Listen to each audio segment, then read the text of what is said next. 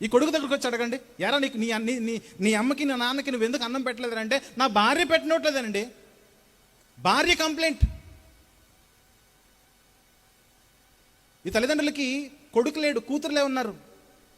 మరేంటి మీ పరిస్థితి అంటే, మా కోడల దగ్గరికి వెళ్తే మా అల్లుడు పెట్టడండి, అల్లుడి మీద కంప్లైంట్స్. నేను అడుగుతున్నాను, నేను చెప్తున్నాను, నువ్వు కొడుకువైనా, నువ్వు కోడలవైనా, కూతురువైనా, నువ్వెవరివైనా కావచ్చు, నీకు నలుగురు చాలా ప్రాముఖ్యమైన వారు.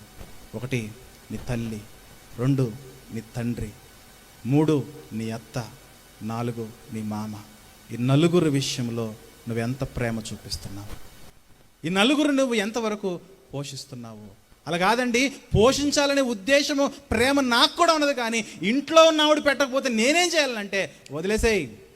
మరలా చెప్తున్నా, వదిలేసేయి. ఎందుకంటే వదిలేసి నువ్వేం చేస్తావంటే, ఇదిగో నా తల్లిదండ్రులు బ్రతుకుండేంత వరకు వాళ్ళ పోషణ నాదే, కాబట్టి నువ్వు కావాలంటే నీ అమ్మోళ్ళింటికి వెళ్ళి అక్కడ బ్రతుకు, నా తల్లిదండ్రులు చచ్చిపోయిన తర్వాత నిన్ను నేను రిటర్న్ తెచ్చుకుంటా, నీ పోషణకు కావాల్సినంతా నేను ఇస్తా.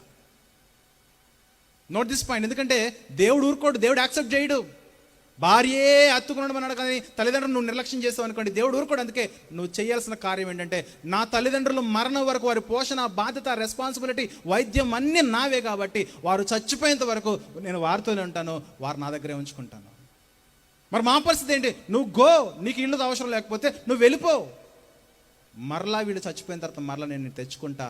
ఈ ప్రాసెస్లో నీకు ఎంత డబ్బు కావాలో నీ పోషణ కొరకు నేను ఇస్తా.